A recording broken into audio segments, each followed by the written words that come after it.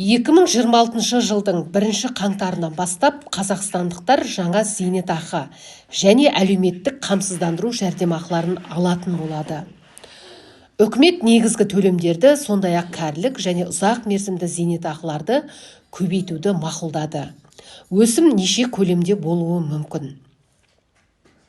Алдағы 2026 жылы зейнетақы мен әлеуметтік жәрдемақылар қанша пайызға өсуі мүмкін? Үкімет қанша пайызға бекітті? Тақырып қызықтырса, видеоны қарап шығыңыз. Достар, арнамызға тіркеліп, лайк басып, пікір қалдыруды ұмытпаңыздар. 2026 жылғы бюджетке қандай өз көрсеткіштер кіреді? Зейнетақыларды көбейту 10%-ды құрап отыр. Келесі жылы мемлекеттік әлеуметтік стандарттар келесідей сақталады немесе қайта қаралады.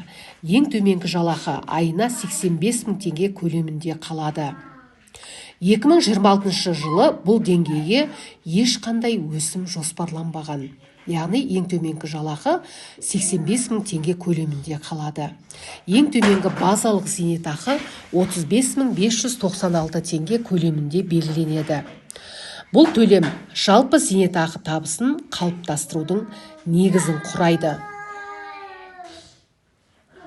Ең төменгі зейнетақы 69 мың 49 теңгеге дейін өседі.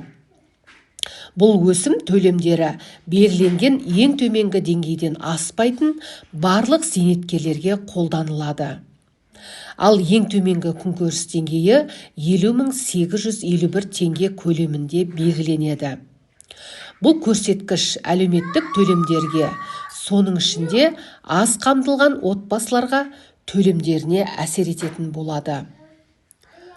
Айлық есептік көрсеткіш 2026 жылдан бастап 4325 теңгені құрайтын болады. Айыппұлдар, мемлекеттік алымдар және әлеуметтік төлемдердің көптеген түрлері ең төменгі жалақы көрсеткіш көлемінде есептеледі. Неліктен айлық есептік көрсеткіш көбейтілмеді? Бұрын парламенттің кейбір мүшелері ең төменгі жалақыны 85 мың теңгеден 110 мың теңгеге дейін көтеруді ұсынған болатын. Алайда үкімет бұл бастаманы қолдаудан бас тартты. Ресми себептер келтірілмеді, бірақ сарапшылардың бағалауы бойынша бұл өсім айтарлықтай бюджеттік шығындарды қажет етеді және бизнеске қосымша ауыртпалық тудыруы мүмкін. Зейнетақының өсуі іс жүзінде нені білдіреді?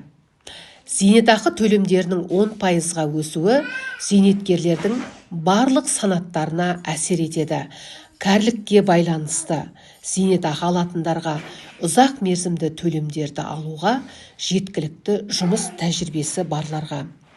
Өсім төлемдері ең төменгі мәндерге байланысты адамдарға да әсер ететін болады. Сонымен 2026 жылы көптеген жаңалықтар орын алмақ.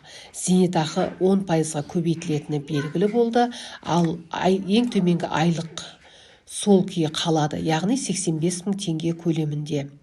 Ал айлық есептік көрсеткіш 4325 теңге көлемінде қалады. Бұл айыппұл төлеуге, мемлекеттік алымдар және әлеуметтік төлемдерді есептеуге осы айлық есептік көрсеткіш негізінде есептелетіні белгілі.